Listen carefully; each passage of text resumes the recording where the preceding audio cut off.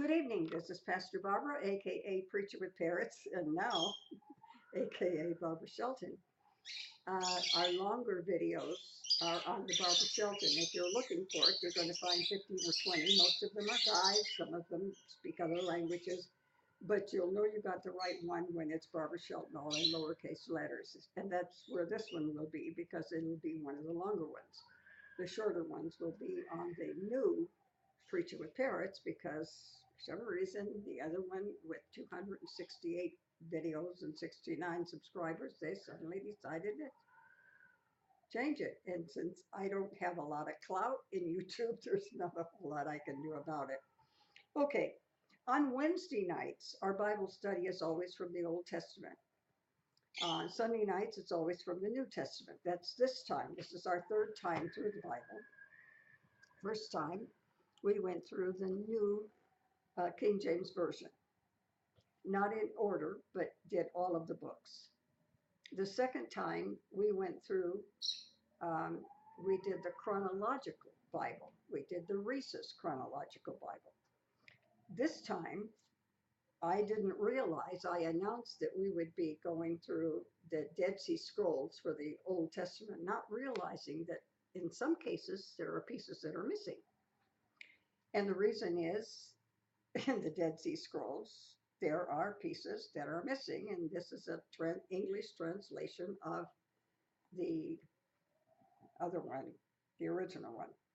Okay, we ended in the end of chapter 25 using this particular version, and there's not a whole lot I'm going to say about this chapter because it speaks about the different offspring of Jacob. We ended where there had been a plague. So we begin in chapter 26. It said, and it came about after the plague that the Lord spoke to Moses and to Eleazar, son of Aaron, the priest. Eleazar, if you will recall, is now the high priest.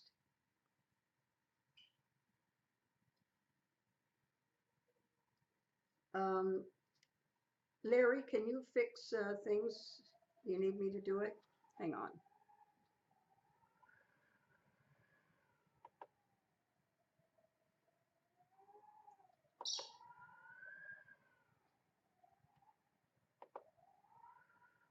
Okay. Even though somebody may be super up, that doesn't mean occasionally your phone doesn't ring and you have to go answer it. So I'm sure Larry didn't hear what I said before. No problem, nothing like that. All right, but this is the reason that we do that. And those of you that are watching the video, we're live. Aaron has now died. In our last lesson, before he died, God told Aaron and his son Eleazar to come together.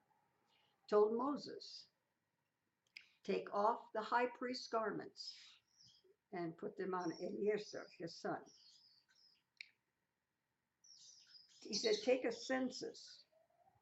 Now, it's because of this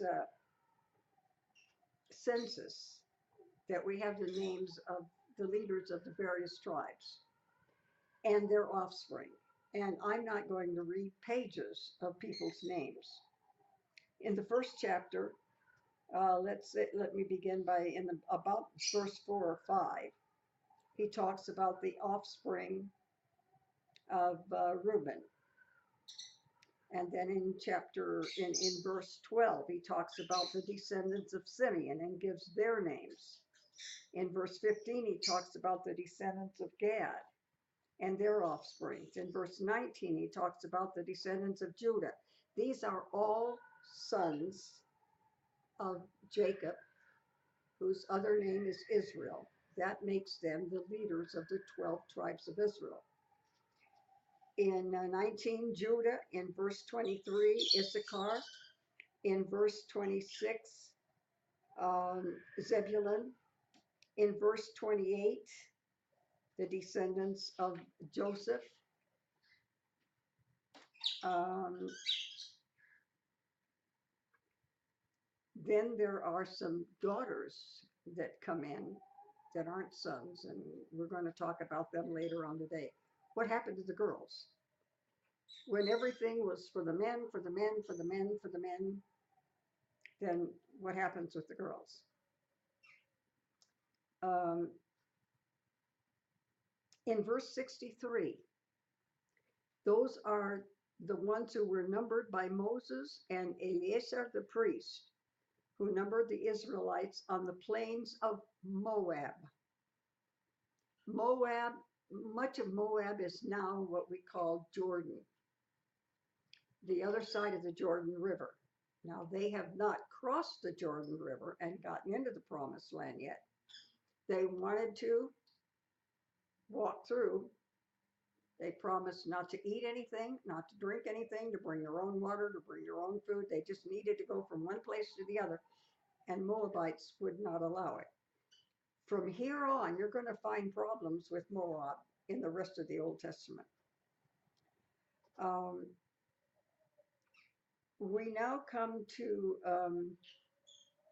let me finish. Among these, there was not one of those numbered by Moses and Aaron the priests who had numbered the Israelites in the wilderness. But he again reminds them they're going to die in the wilderness. Let me get some of my red water.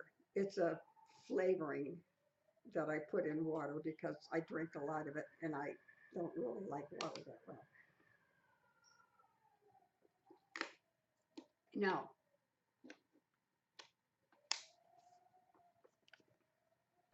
excuse me.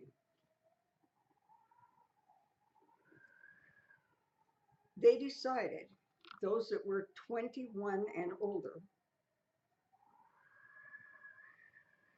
not to go into the promised land. God said, you don't want to go in? You will never go in. He brought them out of slavery in Egypt, gave them a land, or they were going to have to work for it. They were going to have to get rid of the people that lived there. But he said, you'll have houses you never built, and you'll drink water out of wells you never dug. But they said, no, the people are big. We're afraid, and gave a lot of excuses and voted and refused to go. So God said, you don't want to go? You won't go.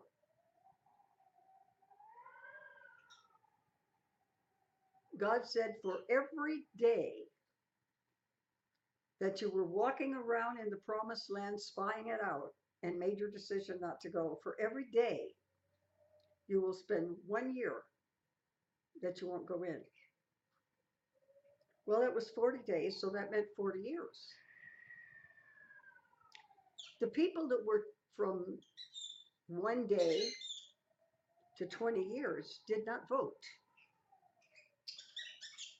They had no choice in the decisions.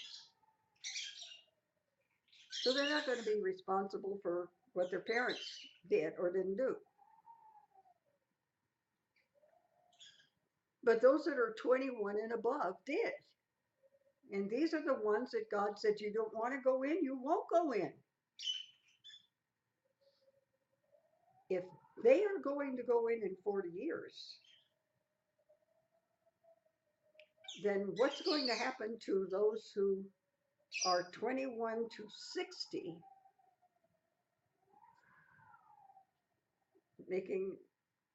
giving us the 40 years? They're going to die. Moses was 120 years old. 60 is very young. And if you go back and view one of the previous lessons, you will see that I included the Psalm of Moses, which is Psalm 90. Moses is so sad, and he's praying to God, and he's talking about they're just dying young. They're at an age where they should be maybe entering middle age, but they're dropping dead. And there's some reference to that. Um, Our father died in the wilderness, and he was not among the company of those that gathered themselves together against the Lord in the company of Korah, but he died in his own sin. Um, these are some women, and they're saying the men have possessions and property. And remember, in those days, women didn't. You went from your father's house to your husband's house. He could give you a writ of divorcement if he wanted to, and then if you were young enough, maybe you could go back to your father's house. But if your father was dead or elderly, you couldn't. And then you're hoping that somebody that's already married maybe will take you on as an extra wife, and you'll have a place to work and eat and sleep. But that was the life of women. As we get to the end of the book of Leviticus, which I thought we might be able to do tonight, but I realized that I've cut the time for the Bible studies kind of in half for reasons of recording and so forth. So now the women are saying, we have nothing.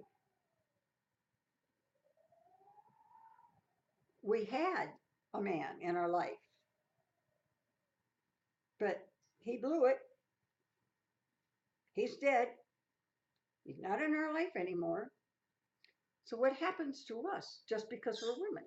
That's basically what they're saying here. Why should so-and-so be taken away from his family because he had no son? Give to us a possession among the relatives of our father. Who is your father's relatives? Well, he has brothers. We won't say father because that might be quite a bit older, but he has brothers. These brothers have sons. That means you have uncles and you have cousins. So Moses brought their case before the Lord. Moses prayed about it and said, okay, God, this is their problem. How do I solve it? The daughters have spoken correctly. They got a good point. You know, so many people that are out waving flags and making speeches in the microphones and cameras of reporters, they've got nothing in it. And if you think about some stupid thing that they're fighting for, it doesn't even make sense. These girls have a reason. It makes sense. And God says it makes sense. And he says, you must indeed give them possession of an inheritance among their father's relatives, and you shall transfer the inheritance of their fathers to them. Why didn't they have an inheritance? Because they were women. Did God set it up? No. That's the way it was. We live in a country where women now can do about anything a man can do, except maybe in sports. Other countries can't. You've heard in the news of countries where women can't drive. Um, if they can drive, they can't see through all the veils on their face. Sometimes the times in which we live and the places in which we live dictate what our life will be like. It isn't that God said in that country women can't do anything. In this country women can. It's that In this day and age, that's how things are. But that doesn't limit God from blessing those he wants to bless and being fair. God is always fair. When here the women they've made a point. Our father's possessions were given to our father's male relatives instead of to us because we're women.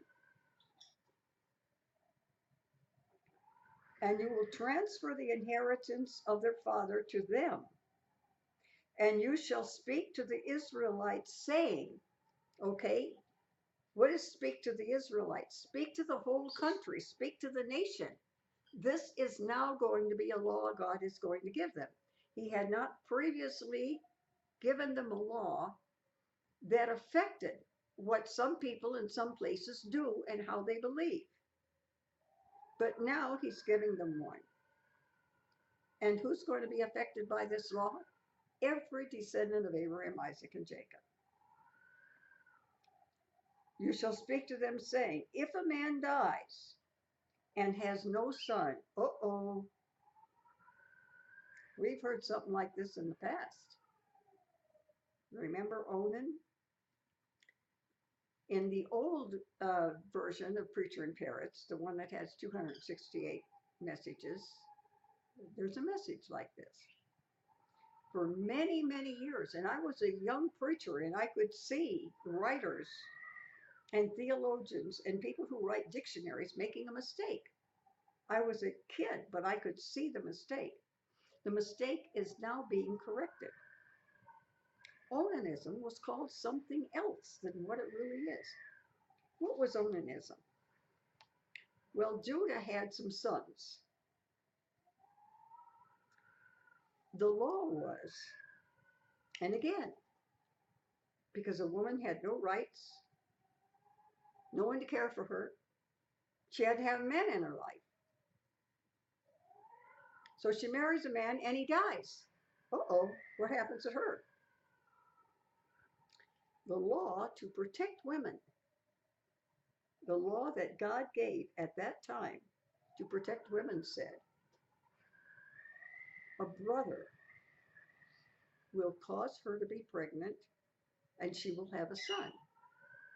So you don't have to wait maybe 15 years for the kid to grow up. But then there will be a man in her life to take care of her. And Onan refused. Onan began doing what he was supposed to do. And he got to thinking, wow, this kid ain't going to be mine. Or he died and his brother said, this kid isn't going to be mine. And he said, I'm going to be looking at this kid, biologically mine, but legally the spouse of my brother's wife. And I'm going to be seeing this kid running around, and I'm not going to be able to say, hey, Junior, come here. Because legally, he's not mine. He said, I don't want that. And he quit in the middle of it. Now, because of this quitting in the middle of it, there was a misunderstanding, and it was called by many, many other things. But now they've got it right. It happened again with another brother. And the father said, whoa, I'm not losing two sons. I'm not losing my last one. And he never gave him. And I don't want to re-preach that sermon and reteach that lesson. You'll have to go back to that for it. But it's brought up here, Onan. I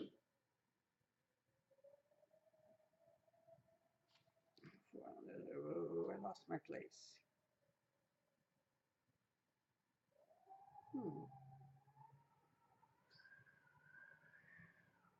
If a man dies and has no son, you shall cause his inheritance to pass to his daughter.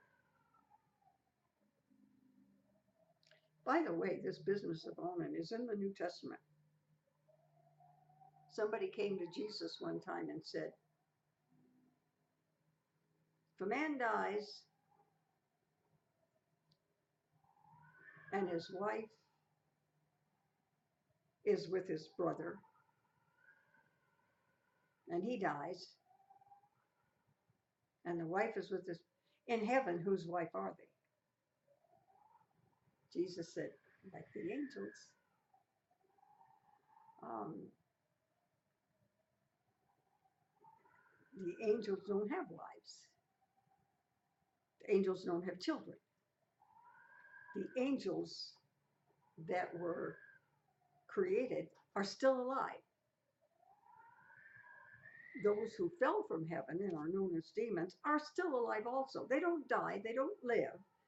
They don't die, so there's no reason to recreate themselves, so there's no reason to get married and have children. Okay. If he has no daughter, then the inheritance goes to his brothers. And you will give inheritance to the father's brothers, not the mother's brothers, the father's brothers.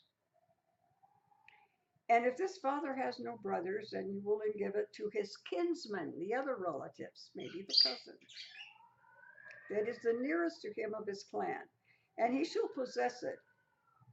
It shall be for Israel a statute and ordinance as the Lord commanded Moses. So now it's a law, not part of the 10 Commandments, it's a law. Then the Lord said, go up to the mountain of Arabim,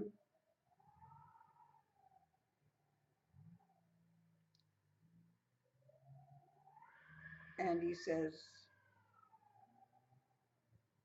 see the land that I've given to my people.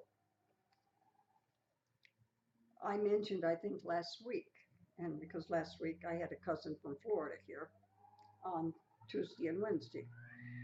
In fact, I was kind of tired Wednesday because I don't usually do things on Wednesday that are going to wear me out so that I can be my best for you all.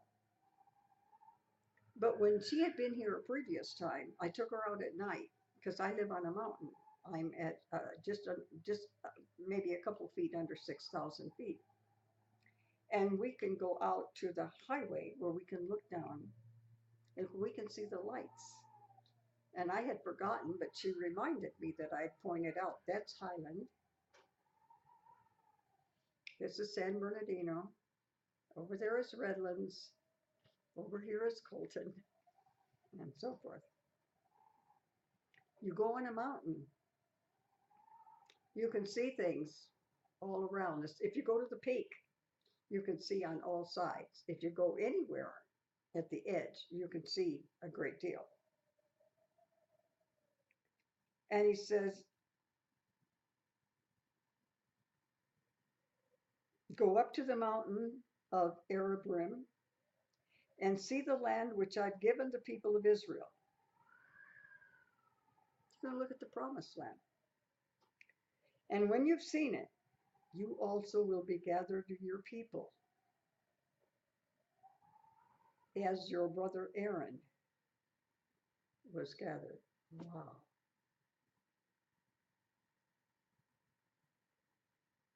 Aaron was Moses' brother.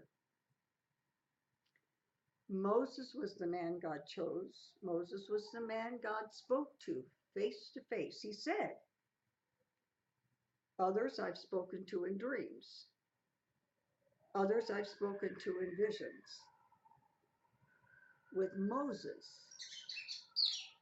I've spoken to him face to face. But now there's going to be a new Moses. Take Joshua, a man in whom is the Spirit, and lay your hands on him. This is very similar to what happens when ministers are ordained. Most churches don't ordain people right away. You begin at a certain level, you acquire a certain amount of experience. First, you acquire some education, and then experience and so forth. And then comes the time when you're ordained. I was ordained 61 years ago.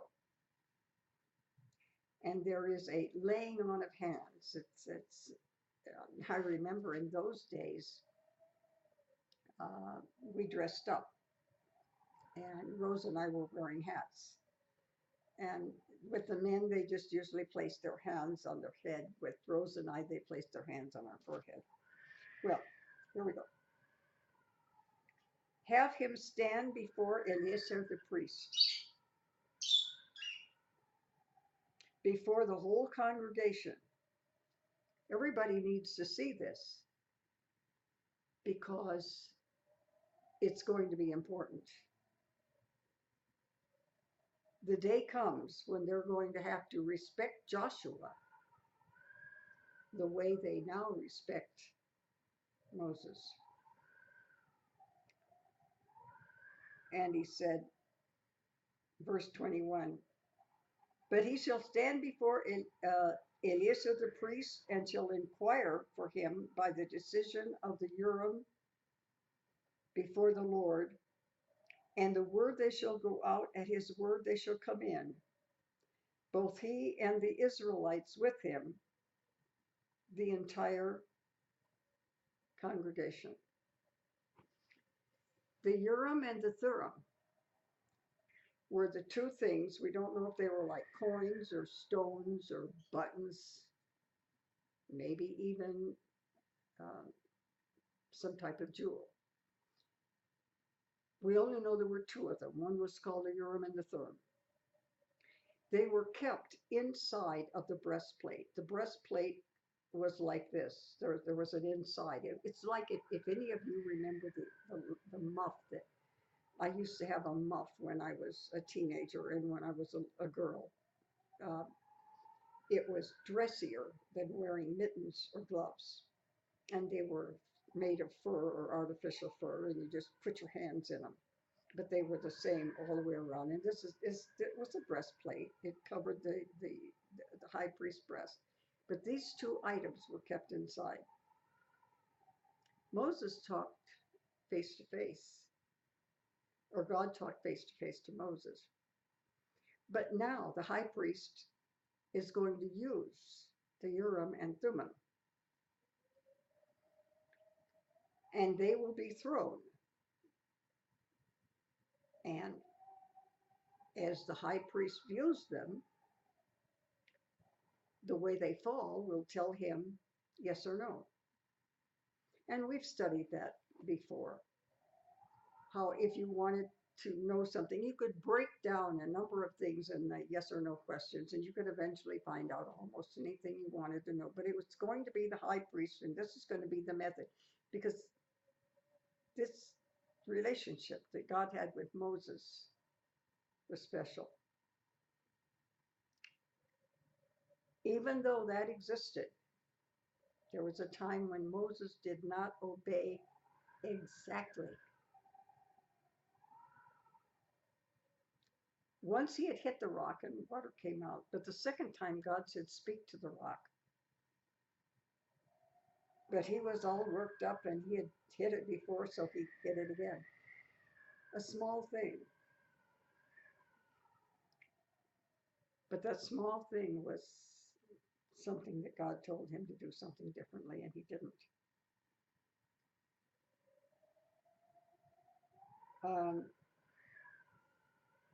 Verse 22. And Moses did as the Lord commanded him, and took Joshua and stood him before Eleazar the priest and all the congregation, and had him stand before Eleazar the priest, and put all the congregation, and he laid, I'm having trouble reading it because where there is a break in a word in the Dead Sea Scrolls, there's a break in it here in this book. And now there's a line in between some of the words, and I sometimes don't catch it quick enough when I'm reading. That's the reason I sometimes hesitate. And he laid his hands on him, and he commissioned him as the Lord directed him through Moses. And he said to him, God talking now to Joshua. Your eyes have seen what the Lord your God has done to these two kings. So shall the Lord do to all the kingdoms unto which you are going. You shall not fear them, for the Lord your God, he is the one who fights for you. The first 5 books of the Bible, the Torah, the books of Moses, are Genesis, Exodus, Leviticus, Numbers, and Deuteronomy. We are now at the end or near the end of the book of Leviticus. We have the book yet of Deuteronomy that Moses wrote, and it's kind of a review of Genesis, Exodus, Leviticus, and Numbers. A few other things, but mostly that's what it is. We have one more book to study, and when we study that book, we end what Moses has done, and we begin what Joshua does. And guess what the name of the book is? Joshua. All right.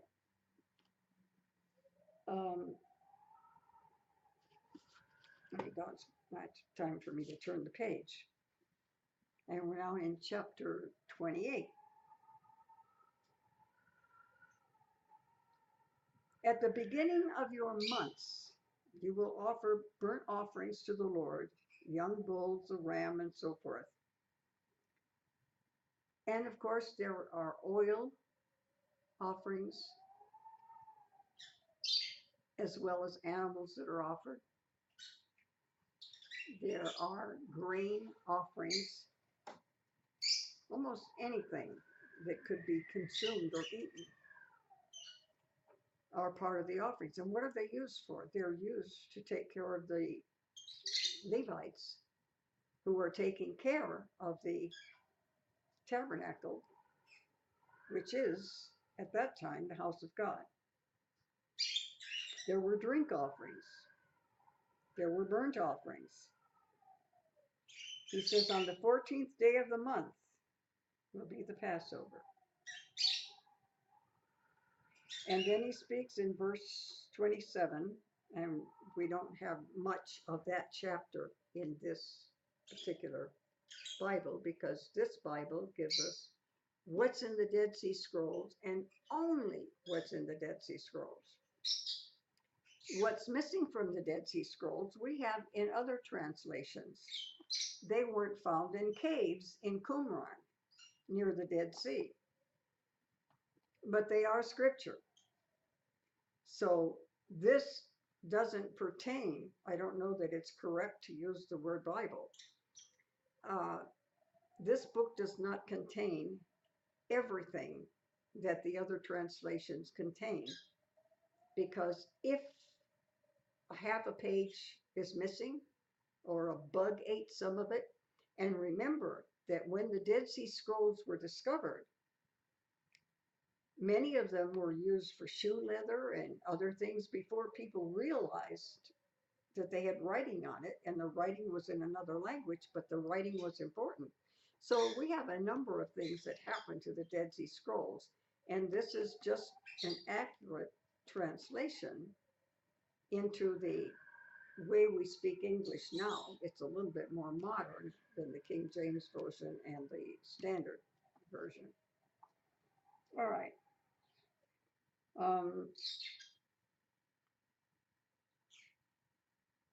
He says, you'll present a burnt offering and then a pleasing aroma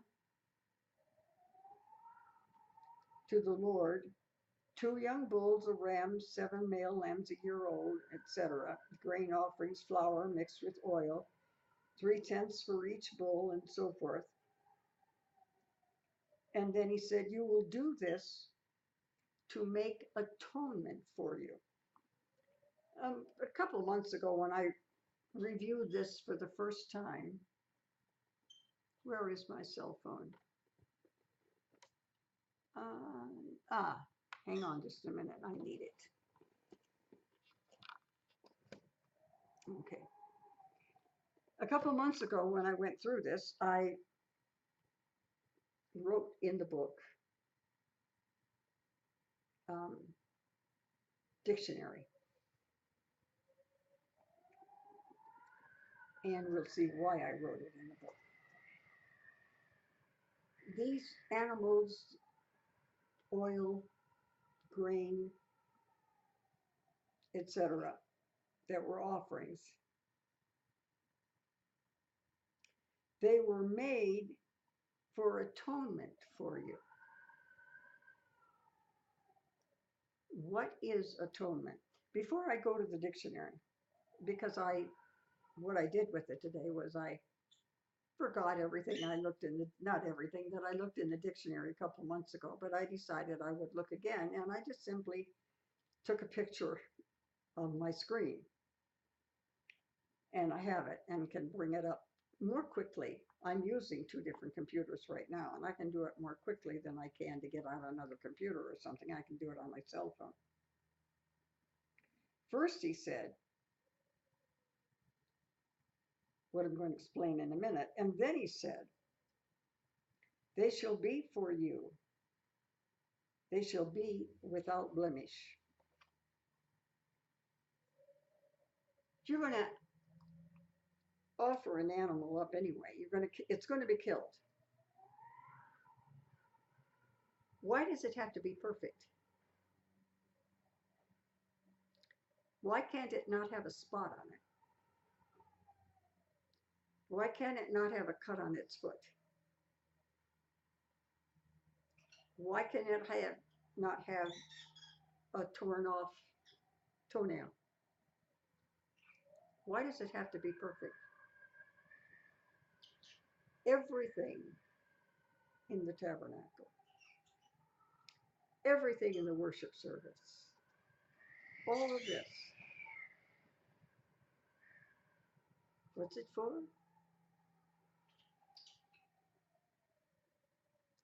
It's a precursor.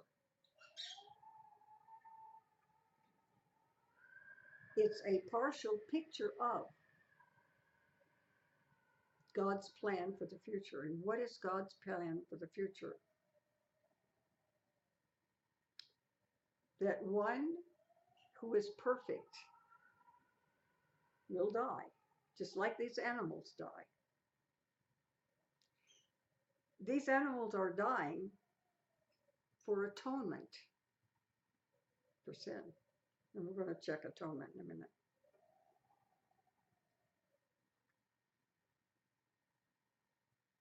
If their dying is going to bring atonement, and they look forward to the day, God looks forward, the people don't know what they're looking forward to, except that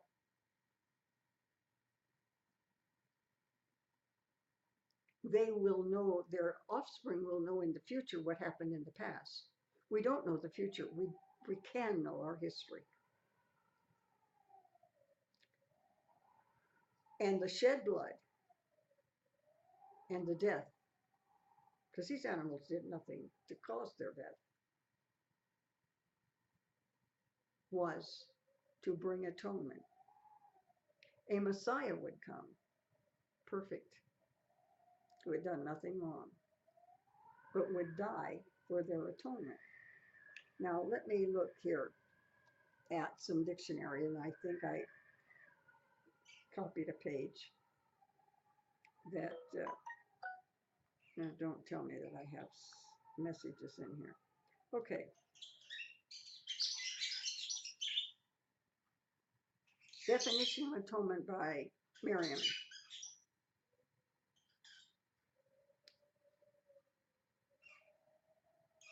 Reparation for an offense or injury.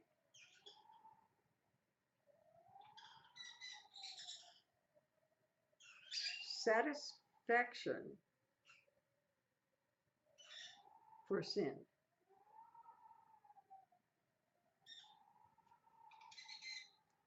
This is another dictionary. satisfaction or reparation for a wrong or injury, amends. Sometimes initial capital letter means it's in theology. Here's from the Free Dictionary. Atonement, amends or reparation made for an injury or a wrong. In Judaism, an individual's reconciliation with God. And it goes on in Christianity and a number of things. This is what it doesn't do. It doesn't wipe it out of the book. The sin was committed. We know the sin. The animal died. That paid for whatever the man would have to pay for a sin. But it didn't make the sin go away. In Christianity, because Messiah has already come.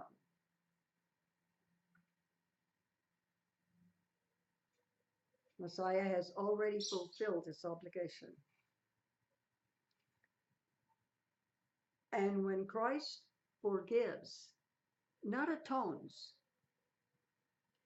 but forgives our sin, they're gone. That particular sin will never be brought up for you to explain. It's gone. Atonement was different. Atonement mean this happened, the animal died, the sacrifice was made, you're okay. Forgiveness goes beyond that.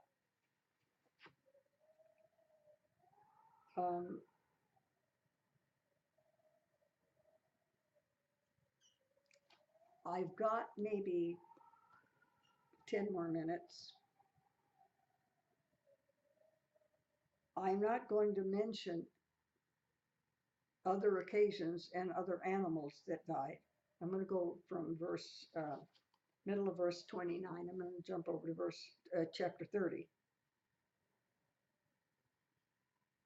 This is something else regarding women, and I think it would be good to get it in down. See, I've got another one down here that I marked dictionary, and that was today. And I looked it up in a dictionary also, and hopefully when we get there, I don't think we'll get there today, but when we do, it'll be fresher in my mind. Moses spoke to the heads of the tribe of the Israelites, saying, "This is the word that the Lord has commanded. When a man makes a vow to the Lord, a man says, I will offer a large animal for a sacrifice, when really I could just offer 2 doves. I'm just making this up. A man makes a vow to the Lord. A man tells of the Lord what he's going to do. When a man makes a vow to the Lord, he swears an oath to bind himself by a pledge, and he shall not break his word. He shall act in accordance with all the proceeds out of his mouth. Everything he said he would do, he better do it. When a woman makes a vow to the Lord or binds herself by a pledge, I promise God I'm going to do so and so.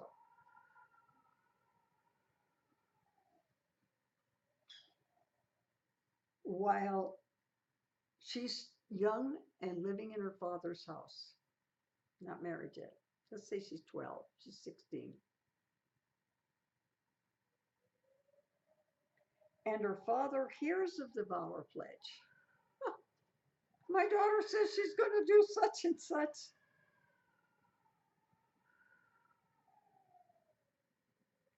By which she has bound herself. And her father says nothing. He learns about it, he hears about it, he doesn't say anything. If he's got a thought on it, he's kept it to himself. Then her vow stands. She's young, she's in her daddy's house. She's either going to be under a husband or a father. She's going to be under a male. But if the male in that house knows about it and says nothing, then God says, okay, you made the vow, now keep your vow, keep your word. Let's go on. And every pledge by which she has bound herself, and all her vows will stand, and every pledge will be established. But, verse 5, chapter 30. If her father forbids her at the same time he hears about it, none of her vows or the pledges, the promises she's made, is she bound by it. Why? Because she's under a male. If she says she's 12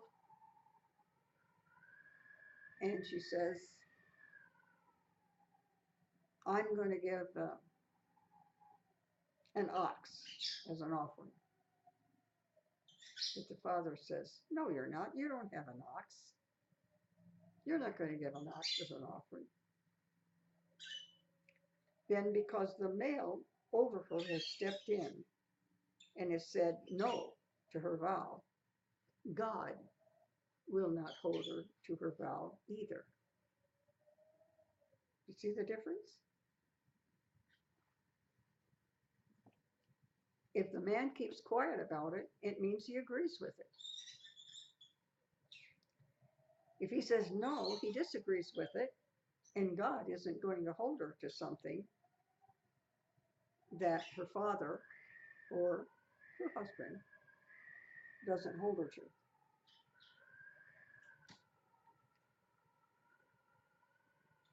If she's married to a husband, verse 6, while under her vows or any thoughtless utterance. What is a thoughtless utterance? It means something stupid you say without thinking. I'm going to do such and such. That's a stupid utterance. If it comes out of her lips, she binds herself, and her husband hears of it and says nothing, just like if she's younger and the father hears of it and says nothing, then she's got to keep the vow.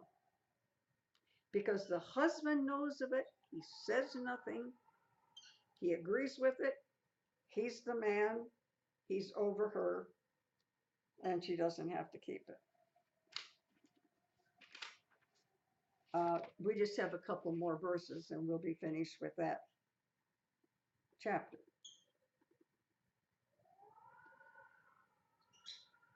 But if her husband, verse 14, says nothing to her from day to day, then he validates all her vows and all her pledges that are upon her. He has validated them. But if he makes them null and void after he has heard of them, then he shall bear her guilt.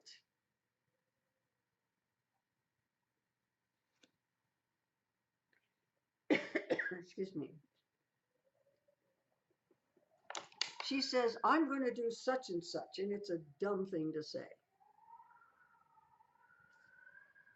He hears about it. He didn't say anything. A month, a week, a year goes by.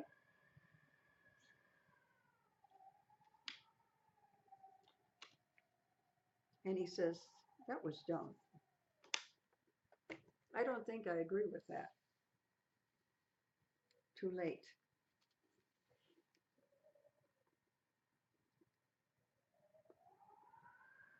You not only agree with it, you're stuck with it.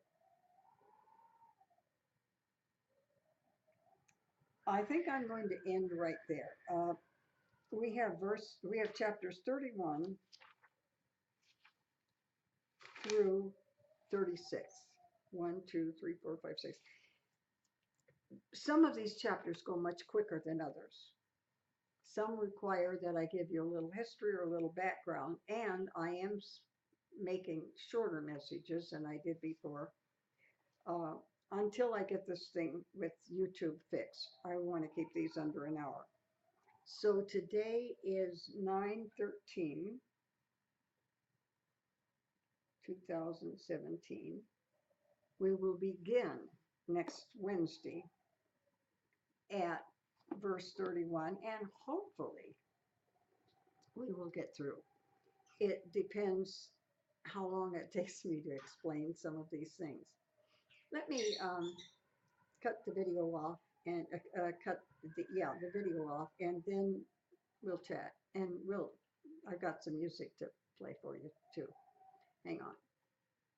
For those on the video, see you at the next video. God bless.